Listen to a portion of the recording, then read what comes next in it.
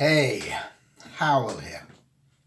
What I wanted to do today is talk about natural law, a brief introductory video about natural law, or spiritual law as it's sometimes called. And I think a good place to begin is what natural law isn't. So we're not talking about the law of the jungle. We're not talking about the lion killing the zebra or birds kicking eggs out of the nest and things like that. What we're talking about is objective morality, objective truth, objective reality.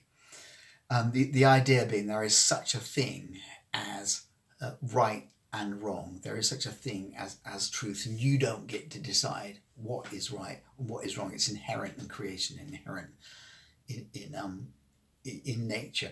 So my interest in natural law began in the 80s with the Natural Law Party. I was never a member, but I was kind of interested in them. George Harrison was involved with them as well. But my interest was reawakened when I started watching Mark Passio's podcasts and videos. So this talk will be influenced by it. So it's about not taking that doesn't belong to you. So that could be a physical possession, but it could be something a bit more less tangible, like freedom.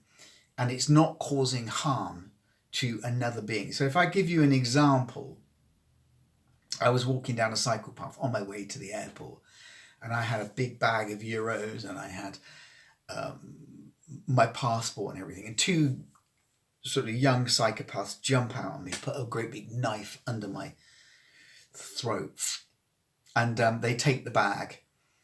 And so they effectively, they weren't so much like taking away my natural law, human right to walk down that path freely. They were violating it.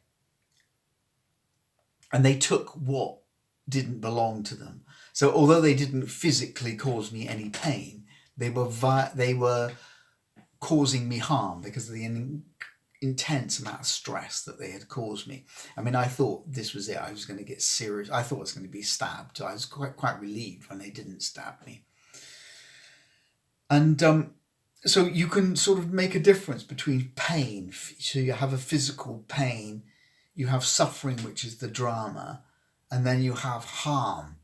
So if somebody comes to attack me and I put my hand out and I knock them aside, I haven't caused them. I've caused them pain, but I haven't actually caused them any harm, in so much that it was an essential. It was an essential act in self-defense. I mean, for example, if I go swimming and I really, really work hard at it, and as a result, there's a little bit of pain here and there, I haven't caused myself any harm, because what I've done is good for me, you could argue. But what it does is it brings in the correct use of property, the right to own property. So it starts with your body. You're the caretaker of your body. Your body is your responsibility. And then your clothes, and then your possessions, and so many possessions, you can see that they need to be individually owned by you, because they need to be customized to what. The best example I can think of is a musical instrument, whereby it wouldn't be a good idea if any musical instrument was collectively owned, because you customize it to your own needs. You choose the strings, you choose the gauge, blah, blah, blah, you choose the action, what have you. And so if you came into millions and you had an understanding of natural law and you lived in adherence to it, you wouldn't just run out on Amazon or run out to the shops and buy everything that took your fancy. You'd be asking a fundamental question: is, do I want to take responsibility for that possession? Do I want to take responsibility for it? And if you didn't have an understanding of natural law, the chances are you just run out and you just buy everything that took your fancy without thinking about personal responsibility.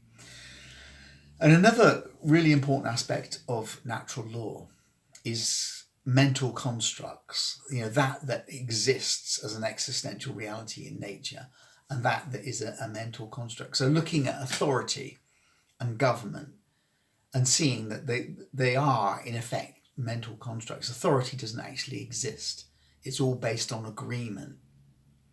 We agree that the government has authority over us, therefore it does have authority over us.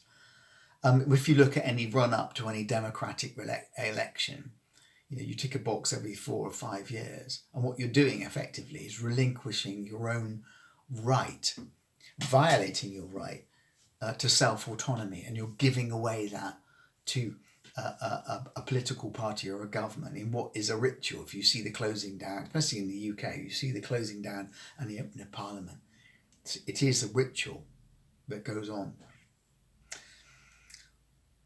And then obviously in the run up to any election, the extreme use of fear in the media, the use of propaganda, the use of mind control, because the media want you to vote for the party that they want to get into power. It's never very clean. It's never a clean game. And so one asks, the question, does any government have the legitimate right to rule over you anyway? So my long-term dream, I think, would be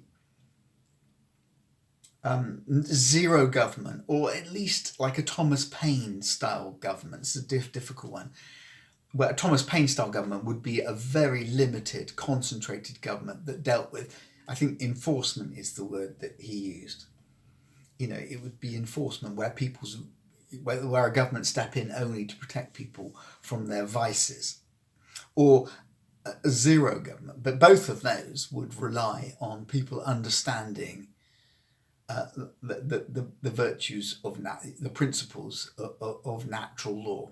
So that would involve a deep educational program, and you can guarantee that psychopaths and sociopaths would wean their way into that educational body, so that they would become the educators, if you would. So a thorough understanding, not only of natural law, but of psychopathy would be essential. So what is a psychopath? A psychopath is somebody that doesn't know right from wrong. They're generally moral relativists. They have no conscience. They are unable to reflect. They don't understand causality. When you're in the presence of a psychopath, and I've had this experience many times, and they wind you up because they're quite parasitical. And then they comment on your reactions. They comment on your responses. They comment on the fact that you're getting annoyed by them. Almost as if they can't see that your behavior, your responses, your reactions are the effect of their cause. And then an understanding of sociopathy. So a sociopath is somebody that knows the difference between right and wrong, but doesn't care. So that their conscience isn't activating. They've reached such a low level of consciousness that apathy is set in, and that when they do something to be wrong, their conscience doesn't activate. And I think with the sociopath and the psychopath, particularly with the psychopath, they don't have a source. Their source is you, the empath. And then obviously this leads into an understanding of the human conscience. Now the conscience to me is, in my own inner research, is a biomechanism that activates when you do something that you know to be wrong. It kind of works with what you know. And the human conscience is very similar, if not the same, throughout the world. It deals with objective morality. So if I gave you an example, if you say you're with a group of friends that you really like and respect, and you say something which you later think on reflection was a bit offensive and a bit undeserved, and then your conscience bothers you to contact that person and just sort of I didn't, it was only a joke, I didn't mean it. And you do. And they say, oh, don't worry about that. Yeah, we thought it was funny. No. And then you say to yourself, why did my conscience activate? They weren't upset by it. No, it's what you know to be right and wrong. It's like a biomechanism. And I think that is my understanding of natural spiritual law. Just a brief summary and a brief understanding. And thank you very much for watching.